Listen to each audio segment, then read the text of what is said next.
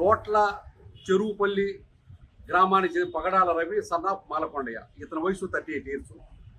ఏంటంటే కేంద్ర ప్రభుత్వానికి సంబంధించిన BRO అంటే బోర్డర్ రోడ్ ఆర్గనైజేషన్.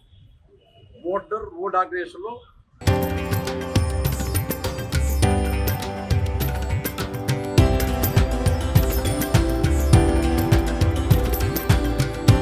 తరతరాలుగా తరగని స్వర్ణ బంధాలు మన మానేపల్లి జ్యువెలర్స్. సఫాయి వాలేగా పనిచేస్తున్నాడు. ఇతను ఏంటంటే ఇతను మణిపూర్ ఏరియాలో మన బోర్డర్ అంటే మనకి బర్మాకి ఇండియాకి బోర్డర్లో ఆ ఏరియాలో బోర్డర్ రోడ్ ఆర్గనైజేషన్లో పనిచేస్తుంటే అతన్ని ఈ మధ్యకాలంలో సాధారణ బదిలీలో భాగంగా అతను జమ్మూ కాశ్మీర్ మార్చారు. మార్చిన తర్వాత ఏంటంటే అతను అక్కడి నుంచి రిలీవ్ అయ్యి దారిలో ఏంటంటే ఇక్కడికి ఇంటికి వచ్చేసి భార్య పిల్లలను చూసుకొని మళ్ళీ వెళ్ళి జమ్మూ కాశ్మీర్లో డ్యూటీకి చేరాలనే ఉద్దేశంతో అక్కడి నుంచి బయలుదేరాడు. ఎప్పుడు బయలుదేరాడంటే అక్కడి నుంచి 17వ తేదీన అంటే జూలై 17వ తేదీ తాను పనిచేస్తున్న టెక్నోపాల్ ప్రాంతం నుంచి అంటే కొత్త ఏరియాలో అంటే జమ్మూ కాశ్మీర్లో జాయిన్ అవుతానికి గాను ఈ మధ్య పీరియడ్ ఒక 15 రోజులు సెలవు తీసుకొని సెలవు కంప్లీట్ అయిపోయిన తర్వాత అంటే భార్య పిల్లల దగ్గర వచ్చేసి స్వగ్రామంలో 15 రోజులు ఉన్న తర్వాత మళ్ళీ అక్కడ జాయిన్ అయిన ఉద్దేశంతో 17వ తేదీన అక్కడి నుంచి బయలుదేరడం గాను అతను 18వ తేదీన స్వగ్రామానికి బయలుదేరి అతను యొక్క ప్లాన్ ప్రకారం ఏంటంటే ఇంఫాల్ నుంచి బెంగళూరుకి ఫ్లైట్లో రావాలని వచ్చిన తర్వాత బెంగళూరు నుంచి తర్వాత తన యొక్క స్వస్థలానికి వరుగుడు పోవాలని చెప్పి అతను ప్లాన్ చేస్తున్నాడు వాస్తవం. కానీ విమాన టికెట్లు అతనికి కన్ఫామ్ కానందున ఏం చేయాలంటే అతను అక్కడి నుంచి బయలుదేరి ఇంఫాల్ నుంచి వెస్ట్ బెంగాల్ రాష్ట్రంలో ఉన్న బాగ్దోడా విమానాశ్రయం దగ్గరలో అక్కడి నుంచి లోకల్గా విమానాశ్రయం అక్కడ ఏంటంటే బాగ్దోల్ అని చెప్పి మనకి వెస్ట్ బెంగాల్కి అస్సాంకి బోర్డర్లో ఉంది. సిలిగురి కూచ్బిహార్ ప్రాంతంలో ఉండేది. అక్కడికి అతను చేరుకున్నాడు. ఆ చేరుకొని ఏం చేశాడంటే అక్కడ నైట్ అంటే 18వ తారీఖు నాడు రాత్రి అతను అక్కడే ఉన్నాడు. బాగుండేసి తర్వాత 19వ తారీఖు నాడు అతను ఉదయం 9:30 గంటల ప్రాంతంలో క్యాబ్ బుక్ చేసుకొని న్యూ జల్పాయిగురి రైల్వే స్టేషన్ అంటే రైల్వే స్టేషన్ ఏంటంటే మన వెస్ట్ బెంగాల్ రాష్ట్రంలో అస్సాంకి దగ్గర ఉందన్నమాట. సిలిగురి, న్యూ జల్పాయిగురి ఇవన్నీ కూడా దగ్గర బోర్డర్లో ఉంటాయి అన్నమాట.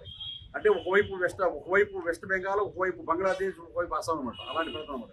అక్కడ చేరుకొని అక్కడ ఏది అతను బెంగళూరు వచ్చే ట్రైన్ ఎక్కాడు. అంటే డైరెక్ట్గా వచ్చి బెజవాడలో దిగాలి అతను. అక్కడి నుంచి అక్కడ ఎక్కేసి డైరెక్ట్ ట్రైన్ బెంగళూరు ట్రైన్ మధ్యలో బెజవాడ దిగి అతను ఇంటికి వెళ్ళాలి.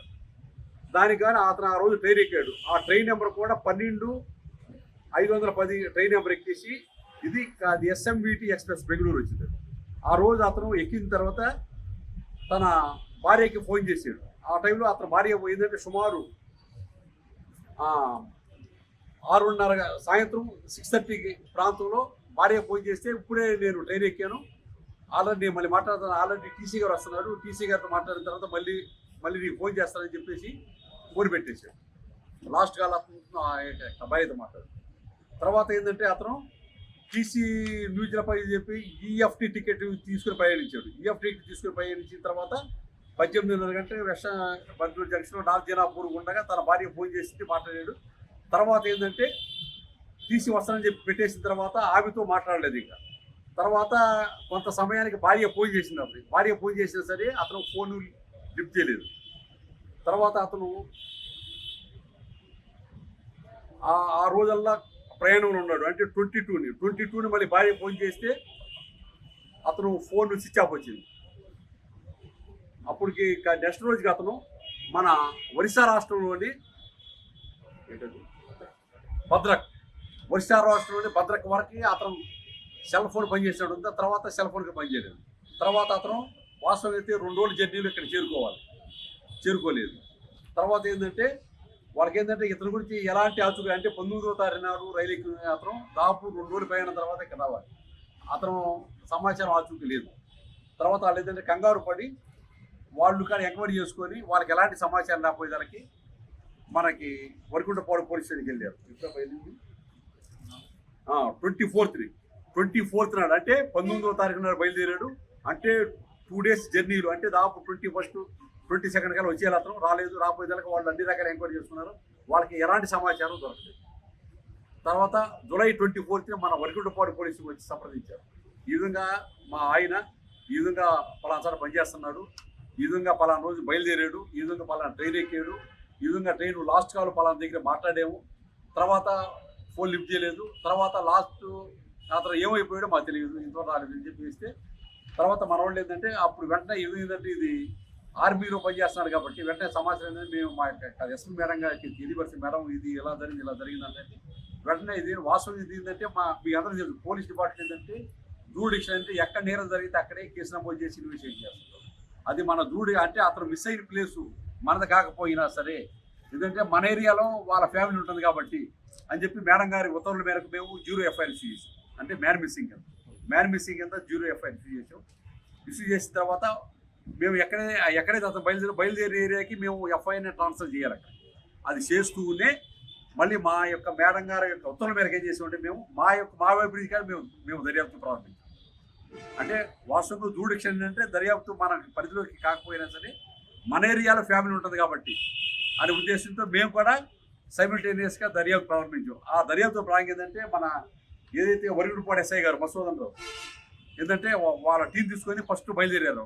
ఇప్పుడు 25th ఆ 25th బయలుదేరి వరుసనే ఏంటంటే వీళ్ళు టెక్నికల్ అనాలిసిస్ ద్వారా మన దీని ద్వారా సీరియస్ ద్వారా అయితే లాస్ట్ కాల్ అనేది భద్రక వరకు వచ్చి ఆగిపోయింది. అంటే ఫోన్ అనేది భద్రక వరకు వచ్చి తర్వాత ఫోన్ అనేది అక్కడ పని చేయకుండా ఆగిపోయింది. కాబట్టి భద్రకి వెళ్ళి భద్రకి నుంచి స్టార్ట్ చేశారు. భద్రకి నుంచి స్టార్ట్ చేసి వరుస ఏంటంటే అతను ఎక్కడ ఎక్కాడు, ట్రైన్ ఎక్కాడు, ఎక్కడ న్యూ జలపాయిగిరి వరకు దారిలో ఉన్న అన్ని రైల్వే పోలీస్ స్టేషన్లు కూడా ఎంక్వైరీ చేసుకుంటా ఎక్కడైనా ఎవరన్నా ట్రైన్ నుంచి దారి పడతాం కానీ లేకపోతే అలాంటి కేసులు ఏమన్నా నమోదైనయా, ఏమన్నా డెడ్ బాడీలు ఏమన్నా రైల్వే ట్రాక్ మీద ఏమన్నా దారి పడినాయా, ఇలాంటివన్నీ వరుస చూసుకుంటా దాదాపు స్టెచ్ ఎంత నుంచి దాదాపు అది 1000 కిలోమీటర్లు ఉంటే దాదాపు 1000 కిలోమీటర్ల స్టెచ్ అంటే భద్రక నుంచి అక్కడ దాకా అంతా కూడా వరుసన అందరూ ఎంక్వైరీ చేసుకుంటూ వెళ్ళారు. ఎంక్వైరీ చేసుకుంటూ వెళ్ళినా సరే ఎలాంటి సమాచారం రాలేదు. ఎవరన్నా ట్రైన్ నుంచి జారి పడితే ఎవరన్నా డెత్ అయితే అలాంటి కేసు ఏమైనా జరిగినాయా అని చెప్పి మొత్తం కూడా ఇతను ఫోటో అన్ని ఎంక్వైరీ చేసి వచ్చారు. ఎలాంటి సమాచారం లేదు. తర్వాత ఈలోగా ఏం తెలిసిందంటే ఇతని యొక్క సంబంధించింది ఇతను ఆ రోజు ఏ భోగిలో ప్రయాణం చేశాడో, ఈ భోగి S3 భోగిలో ఆ రోజు ఇతను ప్రయాణం చేశాడు. టీసీ ఎక్కిన తర్వాత టీసీతో మళ్ళీ టికెట్ రాయించుకొని S3 భోగిలో ప్రయాణం చేస్తే ఇది వెళ్ళే లాస్ట్ పాయింట్ ఏంటంటే శ్రీ మోక్షగుండ విశ్వేశ్వరయ్య టెర్మినల్ బెంగళూరు సిటీ అన్నమాట. అక్కడ ట్రైన్ అయిన తర్వాత ప్రతి ట్రైన్ కూడా వచ్చిన తర్వాత ఆ క్లీనింగ్ కూడా వచ్చి మొత్తం కూడా సఫర్ మొత్తం క్లీన్ చేస్తుంటారు. క్లీన్ చేసే భాగంలో ఆ భోగిలో ఏదైతే S3 భోగిలో ఇతను సంబంధించిన ఐడి కార్డు, టోపీ ఉంటాయి, ఇవన్నీ కూడా లభ్యమైనవి. ఆ లభ్యత వాళ్ళు ఏం చేసిన వెంటనే తీసుకెళ్ళి అక్కడ RPF పోలీసుకి అప్పగించారు. ఈ విధంగా మేము క్లీన్ చేస్తుంటే ఈ విధంగా ఈ ఇంటి కాడ దొరికినాయి అని చెప్పి సామాన్ తీసుకెళ్ళి RPF ఇస్తే తర్వాత వీళ్ళ బంధువుల కాడ వెళ్ళారు. అక్కడ వెళ్ళి ఎంక్వైరీ చేస్తే ఈ విధంగా RPF వాళ్ళు ఏంటంటే వీళ్ళకి అప్పించారు. ఈ విధంగా పలానా భోగిలో దొరికినాయి అని చెప్పి అప్పగించారు. అంటే అప్పుడు మనిషి ఎక్కడ మిస్ అయిపోయాడు, అతనికి సంబంధించిన సామాన్ ఐడి మాత్రం ఇవి వచ్చింది. మళ్ళీ తర్వాత ఇల్లు పాపాన్ని ఎవరికైనా ఏంటంటే మనిషి కారణాలు తెలియదరికి అది ఆదుతా ఉండేది.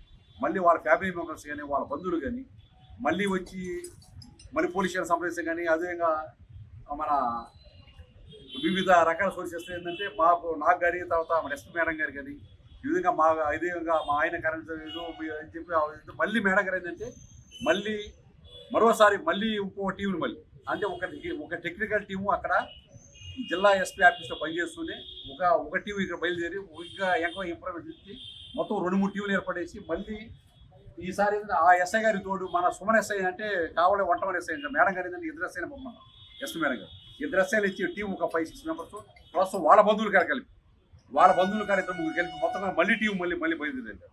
ఎందుకు మీరు 11వ తారీఖున మళ్ళీ ఇక్కడి నుంచి పంపించి మళ్ళీ భద్రకి వెళ్ళి చేస్తే అక్కడ వరకు ఏంటంటే మనకి లాస్ట్ వచ్చింది అక్కడే ఎవరికి సిగ్నల్స్ అక్కడ నుంచి అక్కడి నుంచి మళ్ళీ కరక్పూర్ రైల్వే స్టేషన్లో ఇతను దిగినట్టు మనకి విధులు వచ్చి ప్లాట్ఫామ్ మీద దిగి మళ్ళీ ఎక్కినట్టు ప్లాట్ఫామ్ మీద దిగి ఎక్కారు కాబట్టి మనకి కరక్పూర్ వరకు అతను వచ్చాడు గ్యారెంటీ. కరక్పూర్ నుంచి భద్రక వరకు మధ్యలోనే ఇది మొత్తం ఏదో జరిగి మిస్ అయి ఉండొచ్చే ఉద్దేశంతో మళ్ళీ కరక్పూర్ వరకు మళ్ళీ మధ్యలో అన్ని లా అండ్ ఆర్డర్ పోలీస్ స్టేషన్లో ఎస్పీ ఆఫీస్ని సంప్రదించుకుంటూ ఇటు రైల్వే పోలీసుల్ని లోకల్ పోలీసుల్ని కలుసుకుంటూ వీళ్ళు మొత్తం కాడ దాదాపు 190-200 కిలోమీటర్లు అన్నమాట. అంటే భద్రక నుంచి కనకపూర్ వరకు ఈ 200 కిలోమీటర్లు అన్ని దారిలో ఉన్న అన్ని పోలీస్ స్టేషన్లో, రైల్వే స్టేషన్లో, రైల్వే పోలీస్ స్టేషన్లో, రైల్వే జిఆర్పీసీ మొత్తం అన్ని కూడా ఎంక్వైరీ చేసుకుంటే వెళ్ళి పాంప్లెట్ ఇచ్చి పాంప్లెట్గా అన్ని సార్లు అందించుకుంటా ఇతను ఈ విధంగా బయలుదేరు కనపడకుండా పోయి ఇతను ఆచుకు తెలిసి చెప్పండి అని చెప్పి అన్ని పార్టీ ప్లేసులు వాళ్ళ పోస్టర్ కాడ అంటించుకుంటా మళ్ళీ భద్ర నుంచి కనకపూర్ వరకు 190 కిలోమీటర్స్ స్టేజ్ చేసి మొత్తం ఎంక్వైరీ వచ్చారు. కానీ ఎలాంటి సమాచారం కూడా రాలేదు. మనం సాధారణంగా అనుకునేది ఏంటంటే అతన్ని ఎవరైనా లాక్కెళ్ళారా, ఏమైనా కిడ్నాప్ చేశారా, ఏమన్నా అసాల్ట్ చేసి కొట్టారా, ఏం జరిగి లేకపోతే ఏ విధంగా అతను మిస్ అయిపోతారని చెప్పి మనం సాధారణంగా అనుకుంటాం. కానీ మనం ఒకసారి ఆలోచిస్తే ఎవరైనా సరే ఒకసారి రైలు బోగి ఎక్కిన తర్వాత కానీ లేదా రైల్వే ప్లాట్ఫామ్ మీద కానీ ఏదైనా ఎవరు ఇచ్చి కొడతాం కానీ లేకపోతే లాక్కెళ్ళే సందర్భం ఉంటే పెద్ద రచ్చ అయింది, అందరూ చూస్తారు. ఈ నేటి సెల్ ఫోన్ యుగంలో ఏమాత్రం ఏ గొడవదనే వెంటనే సెల్ ఫోన్లో షూట్ చేసి యూట్యూబ్లో వాట్సాప్లో పెట్టేస్తారు. మనకు దాన్ని ఆ యాంగిల్ కూడా మనం ఎంక్వైరీ చేస్తాం. అలాంటి సంఘటనలు ఎక్కడ జరగలేదు. కాబట్టి రైల్వే ప్లాట్ఫామ్ మీద అతను కనకపూర్లో దిగి మళ్ళీ ఎక్కాడు. తర్వాత ట్రైన్లో ఎక్కిన తర్వాత భోగిలోకి ఎక్కిన తర్వాత అతను ఎవరైనా బలదాన లాక్కెళ్ళే పరిస్థితి ఉండ భోగిలో ఉన్న మిగిలిన మొత్తం ప్యాసింజర్స్ అందరూ గమనిస్తారు. వెంటనే అది రచ్చ అయిపోయింది. వెంటనే అక్కడ జిఆర్పీ పోలీసులకు లేకపోతే ఎవరో పోలీసులు లేకపోతే 100 రైలు 100 చేస్తారు. మొత్తం పబ్లిష్ అయిపోయింది. కానీ అలాంటి ఏమైనా జరుగుంటే ఆ విధంగా పబ్లిష్ అయి ఉండేది. అలాంటిది జరుగుతుంది అక్కడ మరి ఎలాంటి అవకాశం లేదు. అతను ఏ విధంగా మిస్ అయ్యాడు అనేది ఒక మిషన్ లాగా ఉండిపోయింది. తనకు తానేమన్నా బయటికి వెళ్ళాడా, తనకు తాను వెళ్ళకుండా ఎవరైనా బలతం లాకెళ్తే కంపల్సరీగా రప్చర్ అయింది, పబ్లిక్ అంతా పబ్లిక్ అయిపోయింది. ఎవరు సెల్ ఫోన్లో నోటీస్ చేస్తారో అదేవిధంగా వెంటనే జిఆర్పీ పోలీసుకో లోకల్ పోలీసుకి మొత్తం చెప్పేస్తారు. అలాంటి మరి అవకాశం ఎక్కడ అలాంటిది మరి జరగలేదు. ఎలా వెళ్ళాడు దాని మీద బెస్ట్ ఆల్రెడీ 5 days దాదాపు 6 days 7 days వాళ్ళు మొత్తం ఆ ఏరియా మొత్తం కూడా జల్లి పెట్టారు. జల్లి పెట్టినా ఎలాంటి సమాచారం లేదు, తిరిగి వచ్చారు. ఇంకేదైనా సమాచారం ఉంటే మా వైపు నుంచి టీం వెళ్తానికి అంటే అది మన ఏరియాలో అఫెన్స్ జరగకపోయినా మన ఏరియాలో మిస్ కాకపోయినా ఏంటంటే వాళ్ళ కుటుంబం ఏంటంటే మన జిల్లాలో ఉంటుందా, మన మండలంలో మన గ్రామం ఉంటుంది. కాబట్టి మన పోలీసులు ఏంటంటే మన ప్రత్యేకించి మా ఎస్పీ మేడం గారు మనది బాధ్యత అనే ఉద్దేశంతో ఏంటంటే మమ్మల్ని ఆల్రెడీ 2 సార్లు పంపించారు. ఇంకేదైనా సమాచారం ఉంటే పంపిస్తే సరే మేము వెళ్ళి అతని గురించి ఎంక్వైరీ చేస్తానికి మన కావడ సప్లై చదువుతుంది. కానీ అదేవిధంగా మేమందరం ఏంటంటే సిద్ధంగా ఉన్నాము. కాబట్టి ఎవరికైనా ఎలాంటి సమాచారం ఉన్నా సరే, ఏదైనా డౌట్ ఉన్నా సరే మమ్మల్ని సంప్రదించవచ్చు.